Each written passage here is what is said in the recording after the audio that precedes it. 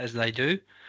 Thanks everyone for joining this webinar by ourselves, AMPC and Tessele, regarding the installation of a nationally leading anaerobic digestion pilot facility for the red meat industry.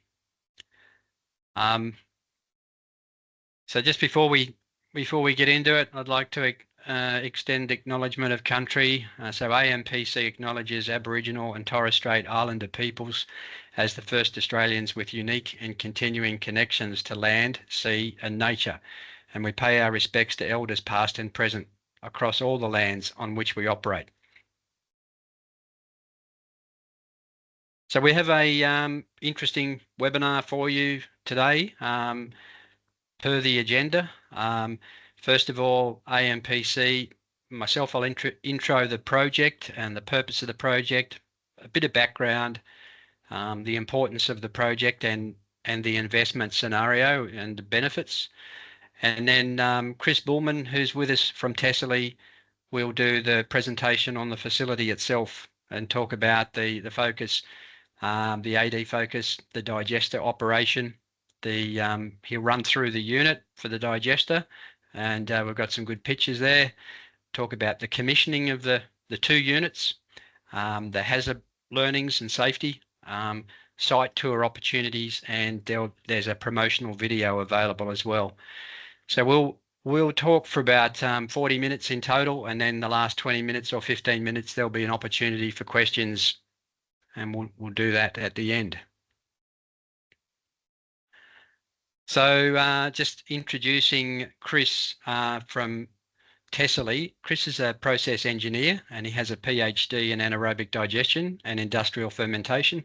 He's got lots of experience with high strength streams for anaerobic digestion and good experience with industrial food waste in the anaerobic digestion concept purpose. Chris is from Tessele Consultants, and Tessele is a specialist engineering consultancy based in Perth. And they've helped clients deliver resource recovery solutions, many of them red meat processors, and they have focused on circular economy strategies, and they support operational optimization and performance improvement. So as a background for the project, so why are we doing this? What's the reason we're doing this?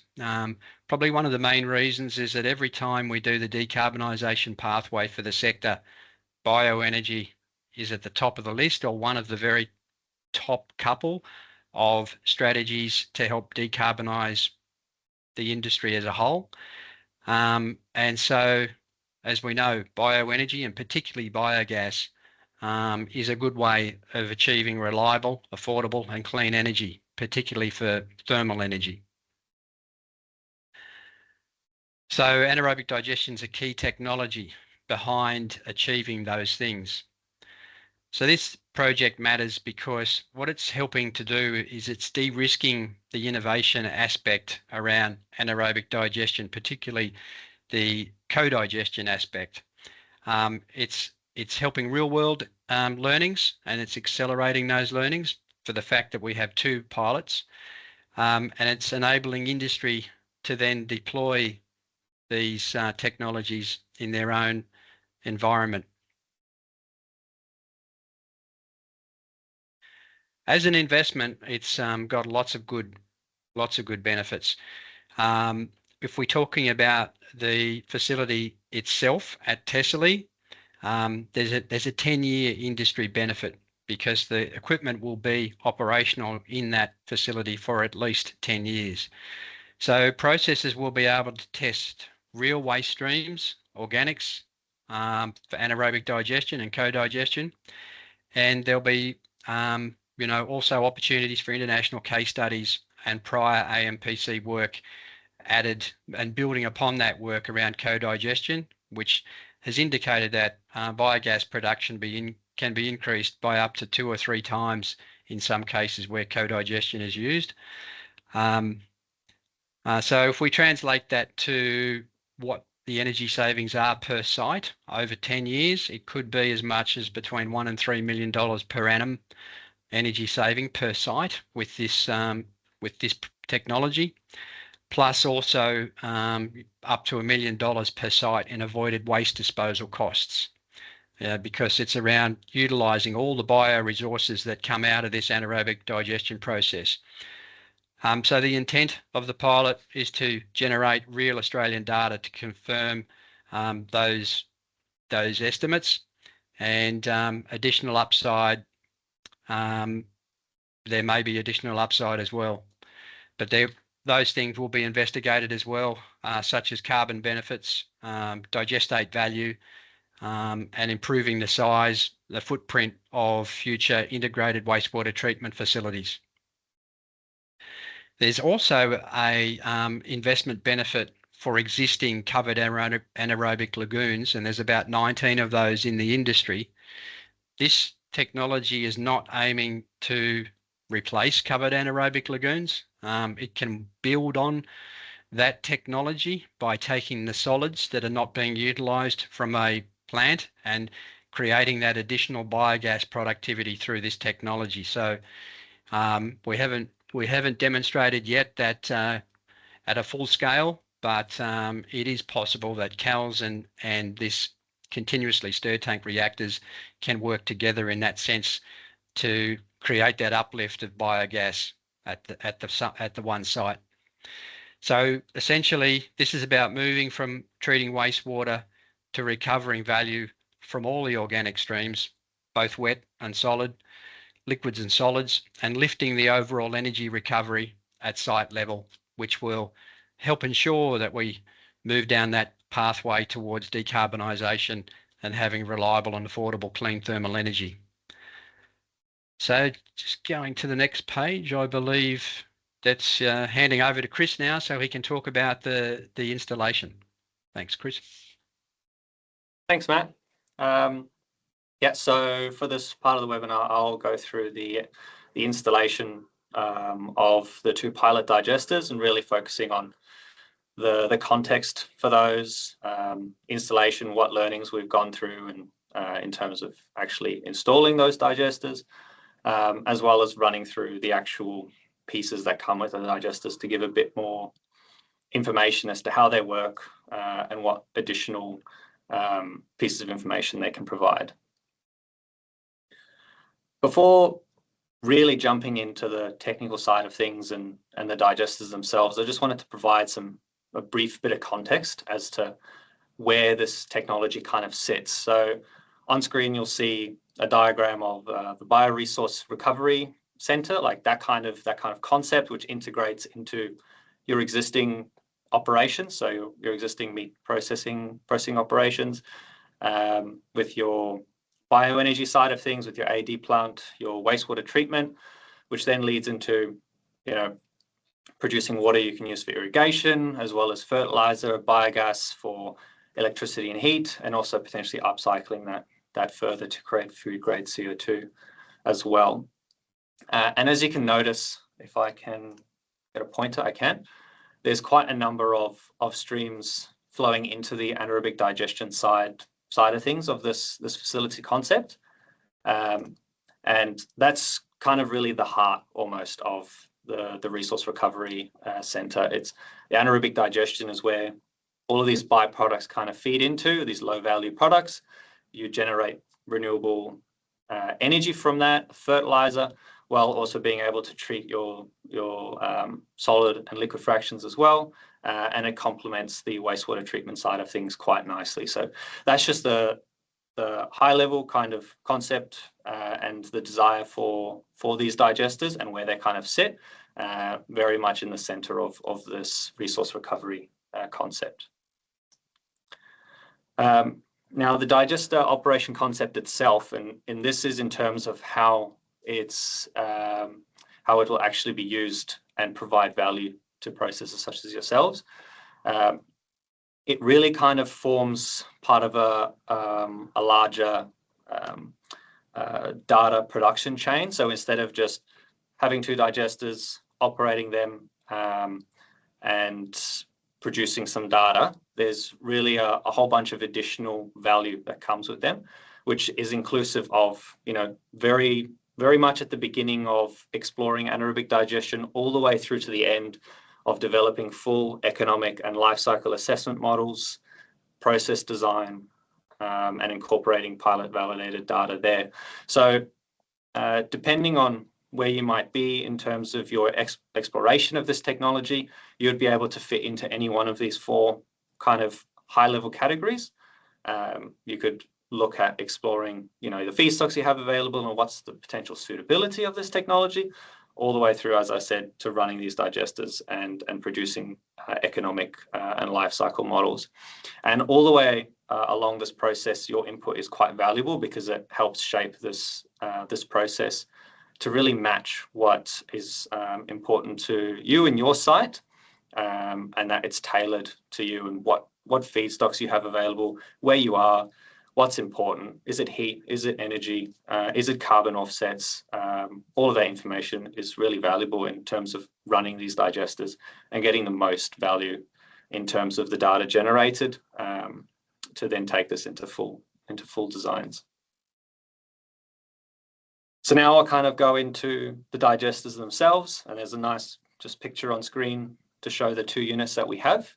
I'll go into a bit more detail now in terms of the digesters themselves, what they're composed of, and the different units that come with them. So the digesters are composed of two racks, effectively. So they're on the left and the right-hand side, as you can see on the image there. The left side is primarily composed of the digester itself, as well as the mixing system, control system, feed hoppers, digestate sampling valves. Behind it, which I will go into a bit more depth later in the presentation, is the biogas train. So that's where the biogas is routed through. So that goes through the exhaust, through the gas analyzer, gas bags, all that kind of stuff, and which is automatically controlled by the system. And then the second rack is where we have our biogas monitoring equipment, which includes the flow meter, the gas analyzer, as well as our dosing pump as well, which can be used for, trace element dosing, antifoam if we need to add antifoam, pH control as well. That can really be used for anything that might be needed for any particular process that we're running there. And then finally, we also have the gas bags, which are off to the side a little bit and hanging off the right-hand side of the rack, which is for sampling the biogas so that the gas analyzer has enough volume to work with, and as well for feeding and removing digestate, which I'll go into a bit more depth later in the presentation. So now going through the digesters themselves and the different pieces. So first off, we have the feeding system and the mixing system. So simply the digesters are fed through the hopper that sits at the top of the vessel lid. And this effectively just helps us pour in the feedstock and the dilution water just like that. And then that is incorporated quite nicely using the quite effective mixer that comes pre-installed with the digesters. One thing that's important to note is that the feed hopper isn't just a hole in the top of the digester. There's actually a tube that goes about halfway down the digester so that it goes below the liquid level, and that creates a hydraulic lock that prevents any biogas short-circuiting bypassing the biogas train and going through the feed port. It's just to prevent that from happening, and it also stops any air from getting in through the feed system, as the headspace must remain completely anaerobic. And then as well, there's also a plug that can be sealed in there, which is primarily just to prevent anything potentially falling into the hopper outside of feeding activities. So when we're going to go and feed, we can take the plug out, feed, and once we're done, we seal up the port as well. And just because we're talking about the feeding side of things, there's a couple of other pieces of equipment that come along with the digester. So in terms of being picked up in addition, and these are to help with preparing the feedstocks. So we have mincers and grinders, as well as obviously a knife and cutting surface to create that initial size reduction. And that is to homogenize the waste and byproducts prior to feeding the digesters, which helps create consistency during operation. As if you have large variations in feedstock, you can have variations in your biogas productivity and performance, and that just helps with assessing the feedstock. So it reduces that variability and allows us to really focus on performance with particular types of feedstocks available. We also have a cool room, which allows us to store quite a significant amount of material, which will allow us to run about 3 months following a single sampling event. And we also have, which is not on the screen at the moment, but we also have a freezer as well, which will allow us to prolong that as well, so that we can have a large proportion of feedstocks available, so that we can come, if you're assessing anaerobic digestion technologies through the pilot, when we sample feedstocks, it just reduces that the need to continuously sample products from your sites. So jumping back to the digesters, I mentioned a little bit earlier, we have a dosing system, and this is controlled by the peristaltic pump here, which is integrated into the control system for the digester. So as you can see on the screen, there's a little bit of glare in the photo, but effectively there's two options for pumps on these systems. We've got one pump at the moment, which is primarily for adding trace elements or beneficial nutrients or antifoam or doing minor pH adjustments. However, in the future, a second pump can be added on quite simply and integrated into the control system. It is directly linked to the control system, so the pump can be controlled in terms of its dosage by a PID controller for pH control. So it will continuously monitor the pH within the digester, and should any need arise, it will automatically adjust the pH as required. Jumping to the biogas side of things, there's behind the digester, as I mentioned earlier in the presentation, there's the biogas train, which is where all the piping is kind of mounted to direct the biogas through, which is inclusive of to the exhaust and to the gas analyzer, gas bags, and then routed back again through the exhaust systems.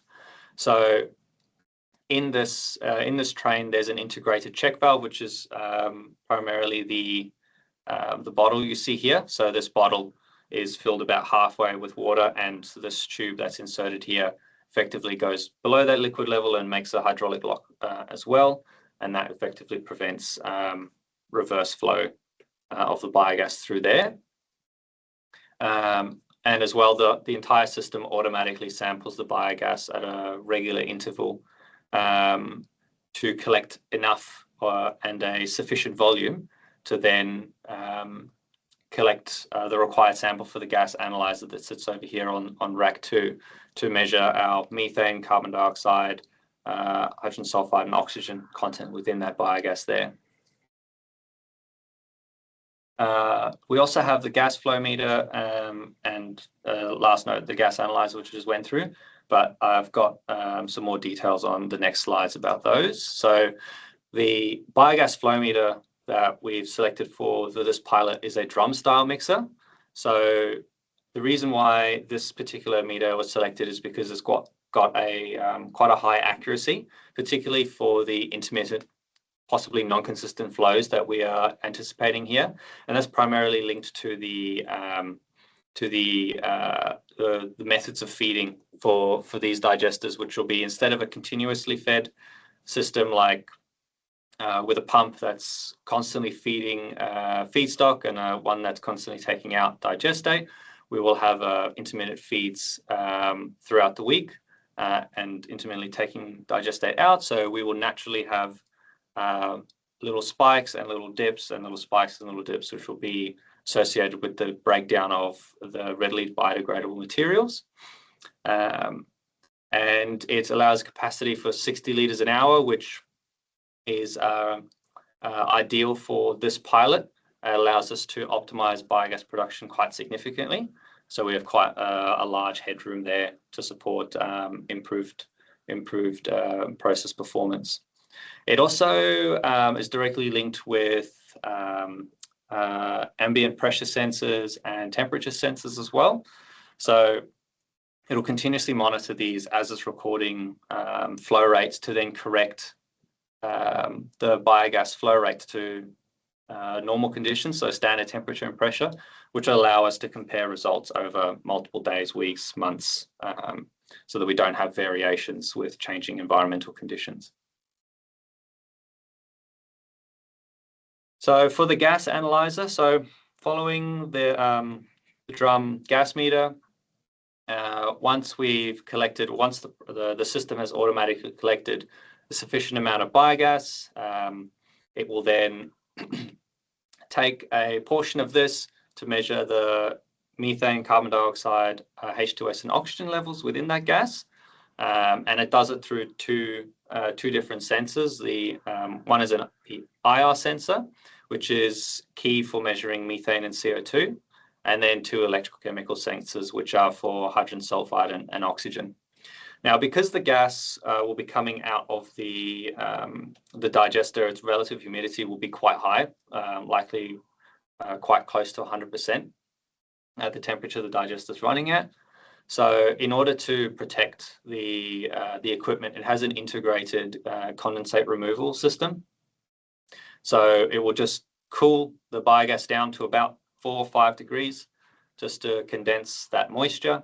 And then it's collected external to the system, and then an operator comes by regularly to just get rid of the recovered condensed water. It also has integrated sensor protection systems as well for the H2S. As for levels that are quite high, they can potentially damage the electrochemical sensors. So it actually has integrated dilution systems. So the little microprocessor that sits inside the unit will determine what dilution level is required in order to drop H2S concentration down to safe levels for the sensor. And then they will do that automatically, and then back calculate from that dilution to the real concentration in the biogas. Now, having gone through the biogas side of things, there's also the digestate aspect, and that's something that we feel is quite important to really focus on, as anaerobic digestion is often looked at for its biogas aspects, but it's also important to look at the digestate and the value you can get from that side of things as well. So as part of this, there will be a pilot dewatering system, which will also be installed, which will investigate how we can dewater the digestate, what's the optimum ways to do that, and then as well, projects can look at how do we take that dewatered product or that recovered liquid fraction, how do we take that further, how do we produce fertilizers from it, how do we recover nutrients, all dependent on your needs and what you're looking for the digestate side of things. So in terms of the dewatering system, which will be installed here, we're going to be installing a pilot screw press, which is actually being constructed by one of the leaders in sludge and digestate dewatering, as IFS. And the benefits of having this is not only do we have a system that effectively can be scaled up to larger units for commercial plants, but we also receive or have the capability to get technical support from the suppliers as well, to assist in any troubleshooting or any optimization, which really adds an extra level of value as well to projects utilizing these digesters and the dewatering equipment. Now, all of this is linked together in terms of the digestate side through quite an advanced control system, which not only just allows you to control, position of valves and where the biogas is potentially flowing, but it allows full automatic control of sampling the biogas when the when the gas analyzer will be testing biogas, how long it'll be testing for, and also monitoring of all of the different variables as well, which includes your pH, temperature, biogas flow rate, composition, any other things like heating mat temperature levels from low, mid to bottom, low, mid to the top of the heating mats as well. So it logs quite an extensive amount of information as well, both in terms of for the operation, so operators can understand and make sure the unit is operating effectively, but also in terms of data output for anybody looking to optimize anaerobic digestion. The control system also allows you to for manual control as well, so you can manually operate any of the valves or change any of the set points while the system is running, but that's all locked behind a password controlled manual mode. So in the event something needs to be changed manually or some maintenance needs to be done, the process can be put into manual and allow those operations to proceed, and then it will automatically swap back to its automatic mode to ensure the process continues at normal with minimal interruption. Now the system also comes with quite a number of safety systems as well, and that's both in terms of what's actually built on the digester as well as integrated within the control system. So the first point here is we've got a siphon that's directly plumbed into the exhaust line, and there's a photo of it on the right-hand side. And this is effectively a fail-safe for the biogas train. So in the event there could be any issues or blockages with the biogas line, the biogas will instead be routed through this siphon here, and it will just go to exhaust. And it effectively also allows for operators to visually see without needing to go and inspect the control unit to identify that there's no flow going through the flow meter. You can see that there is an issue, and you can act accordingly to that as well. Now the control system has quite an extensive message log, so it lets you know effectively everything that's happening within the digester itself. It's monitoring all the equipment, making sure it's all operating correctly. If there are any errors or issues flagged, the message log will let us know, as well as an error log as well, which will either highlight an orange level, which would be it's just an issue, please investigate, or a red level, which is potentially a failure on a piece of equipment, or it's unable to communicate with that particular piece of equipment, and it will let the operator know as soon as it's detected an error. There's also a temperature limiter that's integrated directly within the system controller, and that's primarily linked to the heating jacket. So it monitors the heating jacket and just ensures that the heating jacket remains at the temperatures that it should remain at, and should it identify any deviations, it will effectively shut off the heating system and provide an error and notify the operators as well to let us know effectively that there's an issue that needs to be investigated. So now we've gone through the entire digester, just checking time. But now we've gone through the digester itself and what the different components are, what are the safety systems. It's now the commissioning side of things. So how did we actually commission them? What process did we go through? Effectively, what we did is we created a structured commissioning plan, which really targeted the safety, supply, verification, which is like the supply verification, and also the construction as well. So it all matches all the documentation. And then we went through pre-commissioning phase, and as well as wet commissioning phase with water, just to kind of mimic operation as it would, as if we were running a real biological process through it, just to ensure valves worked, the automatic biogas control systems worked, heating systems worked, all of that. So to do this, the P&ID was effectively separated into different sections, and that allowed grouping of particular unit operations within particular sections. So they could all be tested within a particular section to ensure they worked. Checklists were prepared, and just a small example is on the screen at the moment at the bottom. And that allowed us just to ensure we ticked off every item and tested every piece of equipment that came with the digesters, just to validate they're all operational and working as anticipated. So following the construction of the plan, the commissioning activities were sequentially progressed through.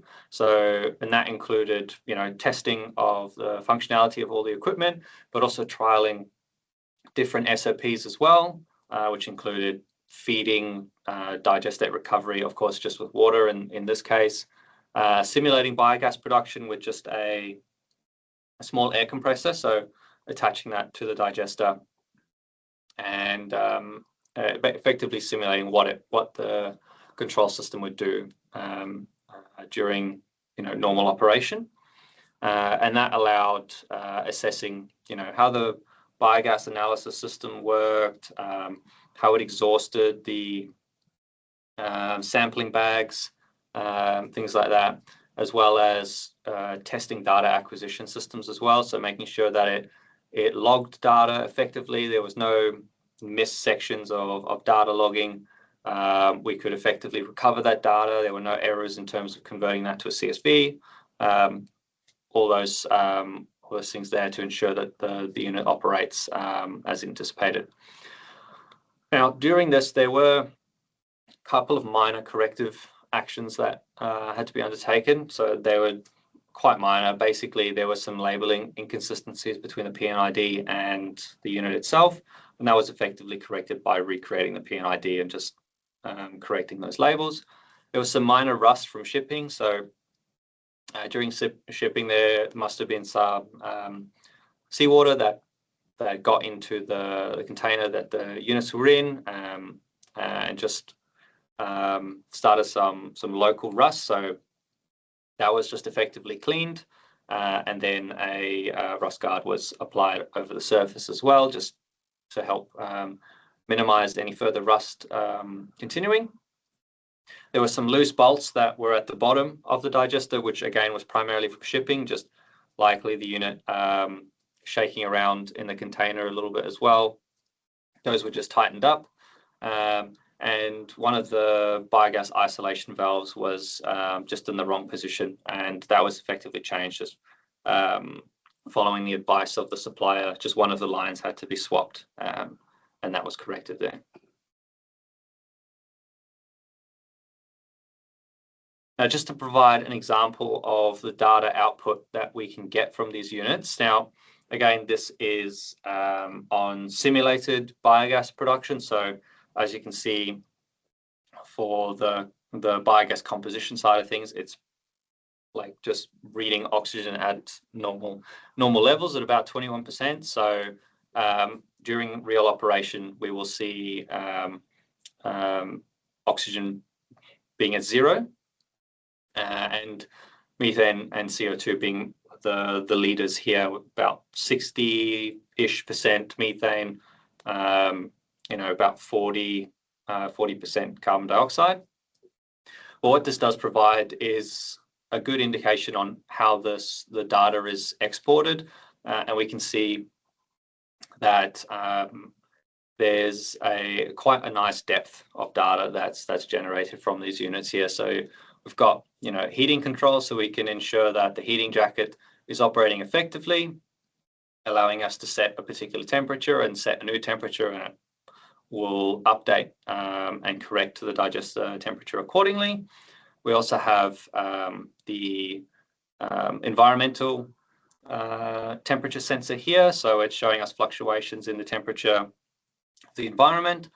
We've got the flow rate of the gas going through the flow meter. So we both have the gliding flow rate, which is just what the flow meter is reading, as well as the normalized flow rate, which is, as I was mentioning before, correcting for standard temperature and pressure differences as well.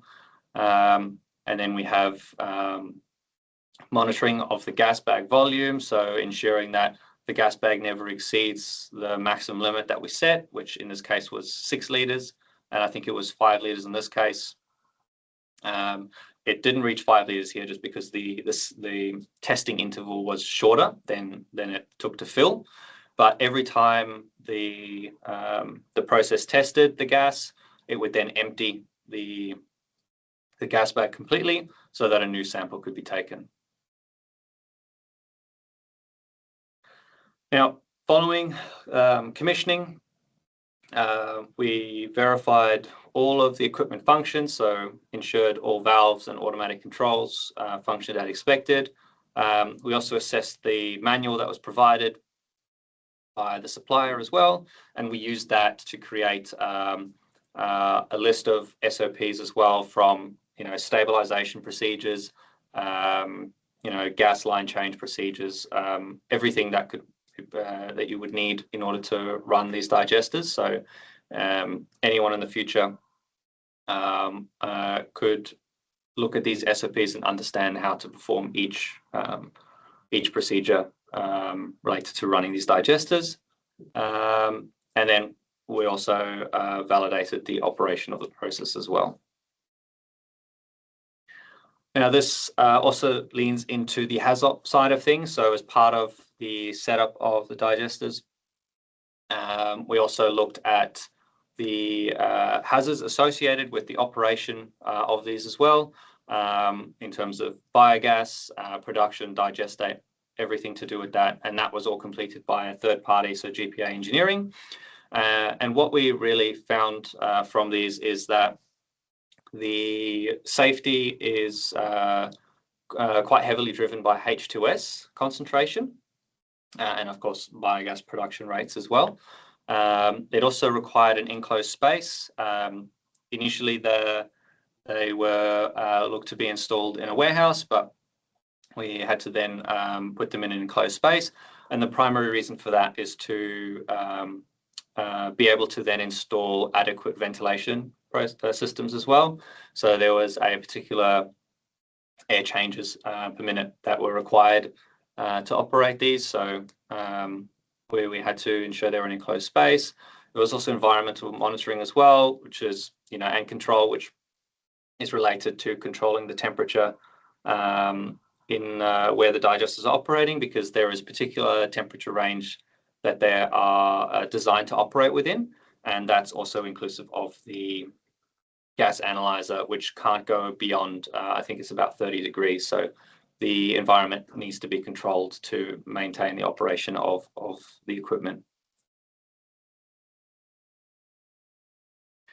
Now, delving a little bit deeper into that HAZOP, one of the key things was related to the biogas and H2S as well, as I mentioned. So the recommendations that came out of there were to install gas sensors near the digesters themselves. So we have ones at about head height and ones at floor level. And that is primarily because H2S is heavier than air. So there's a chance it could sink to the bottom of the floor. Obviously, we have forced ventilation, so that should not occur, but it's just as a precaution. And we have sensors to monitor hydrogen sulfide and carbon dioxide levels as well as personal hydrogen sulfide monitors as well. So when you enter the space and work with digesters, you've got a personal unit to track you, just as an extra level of security as well. And then we also have external alarm indicator as well. So should any of the gas sensors highlight that there might be an issue outside of the space where the digesters are, it'll let you know whether or not there is a warning or there is an alarm, and do not enter the space. And also finally, as part of a R&D space fit out, there is a safety shower and eye wash station that's also included as part of this. So that kind of brings me to the end of the digesters themselves. So I've just got a couple final slides to kind of close off the presentation. So We will be holding periodic site tours to come and have a look and see the digesters working, and you'll be able to observe them, see them running for particular projects as well. You'll be able to ask engineers here about performance and operation, asking questions about how they work, basically get some additional knowledge on anaerobic digestion there. And the first tour that we've got is booked in August. We haven't got the exact date just yet, but it'll be around then. So you should receive word about when that tour is available, and register for that if you're interested.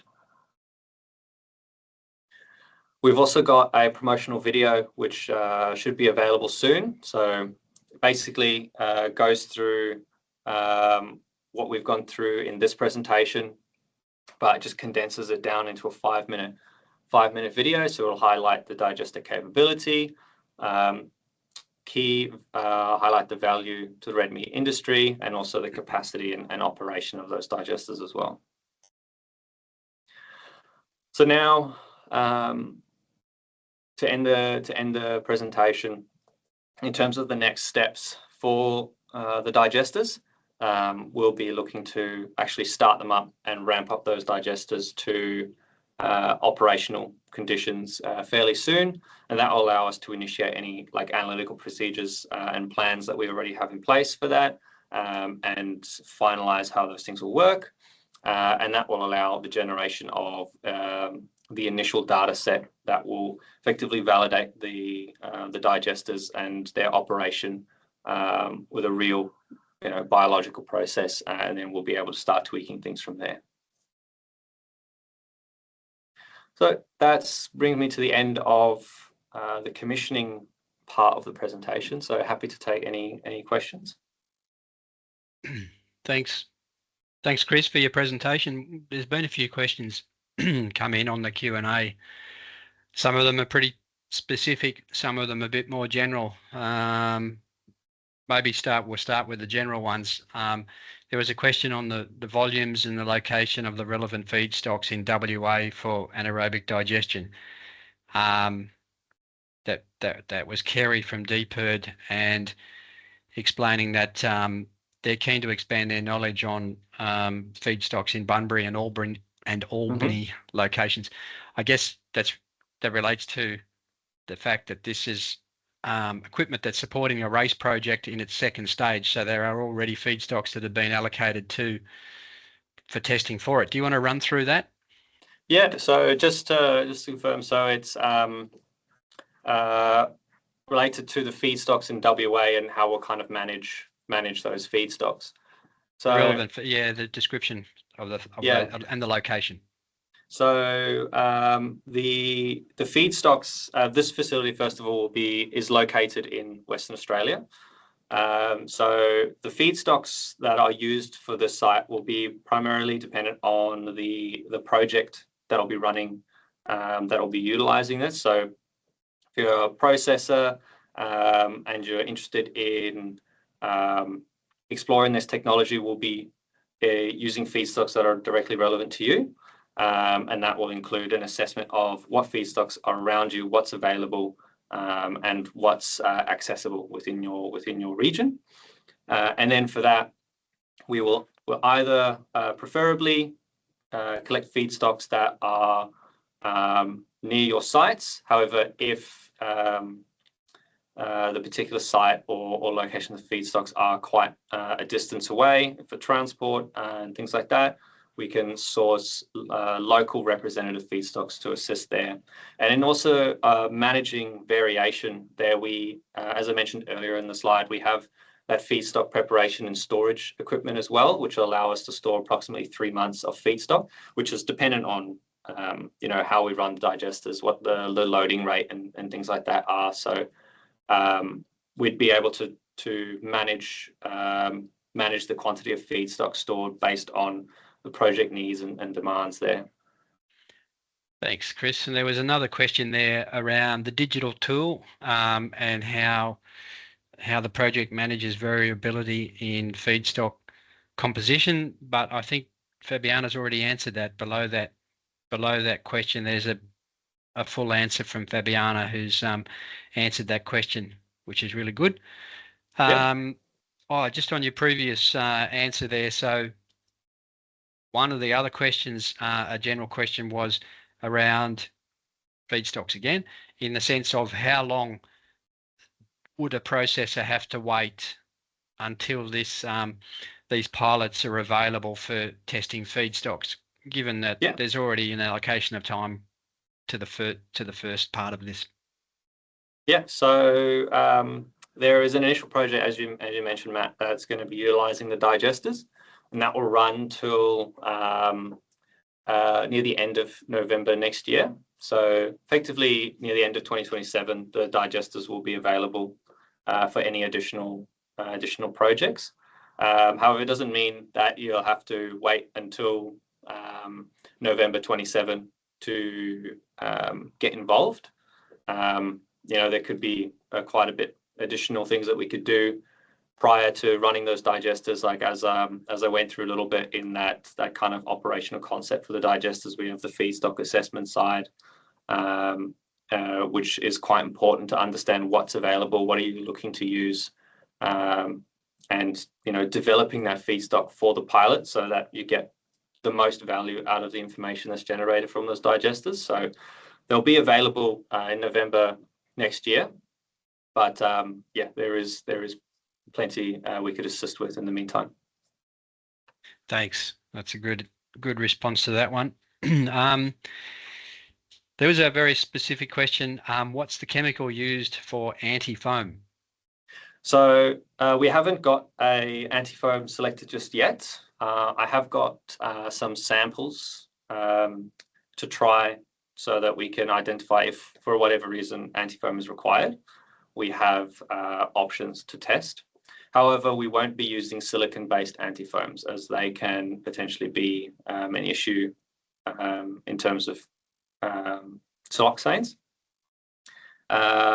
And also any that are used are looking more towards the food grade side of things, just from initial assessment, so that we and also looking to choose biodegradable ones as well, just to ensure that the digest state is minimally impacted by any anti-foams that we have to add. Very good, thanks for that. A more general question was how transferable is the pilot to a real plant scale for a processor? So that's a good question. Effectively, a lot of digestion studies focus on batch BMP works or small scale benchtop assessments, like in a couple litre digesters. And what you get there is you get results that work at the bench, but they don't really translate into larger scale. And so what this pilot is really doing is it's bridging that gap between bench and full scale operation. So the data sets that are generated from these pilots are much more representative of commercial operation. Of course, it is still a pilot, so there will still be some things that will be tweaked in terms of for full scale operation. However, they are much more representative of commercial digesters, and they also provide the opportunity to assess long-term impacts of operation. As you run these digesters for much more extended periods of time, do you have ammonia buildup? Do you have VFA buildup issues? Do you have long-chain fatty acid buildup issues? Do you have crust formation? All these things that you can start assessing and really plan for in your full-scale plant. Right. So a lot of data that's going to be useful for just from a pilot and being transferable to a full scale, particularly around volatile fatty acids and those things as well. What are the key data other than biogas, the other types of benefits from other data that may be digestate related or? Yeah, so as I mentioned before, the digesters are are key for optimizing biogas, but also for digestate as well. So they will be integrated with dewatering systems that will allow the investigation of biofertilizer production. So key things that we'll be looking at will be obviously the biogas productivity, but nutrient contents within the digestate, and which is inclusive of your elements for your plant growth, but also ammonia, NPK, what your ratios are. All these things will be monitored, which we can then use to explore down the line fertilizer development. Do we want to potentially balance any nutrients, and what benefits could those have on your economics and carbon offsets as well? Great, very good. Lauren, did you have some other questions there? Yep, so there was another question from Jacob Welch. So he's asked what feedstocks are being used to replicate red meat processing setup, and then also is the project going to assess volume of internal and or external feedstocks required for each appropriate ROI? Yep. So which feedstocks suit which ROIs? Where's the most benefit? Yeah, so in terms of for the red meat processor side of things, what's key there is the particular feedstocks used will be really tailored to your particular site. So if you are getting benefits from certain materials, we can investigate what the potential benefits or disadvantages are potentially in terms of diverting that to anaerobic digestion, and also taking in waste or low value byproducts there. In terms of for projects that we are looking at the moment, feedstocks include like blood, paunch, DAF, sludge, things like that are either a cost, low value, or take a lot of energy to process through rendering. So there are things like that that can be explored, but it very much will be tailored to your particular site and your operations, as well as you might not have a rendering facility on site, or there might not be local places that can take other particular byproducts that you have produced at your site.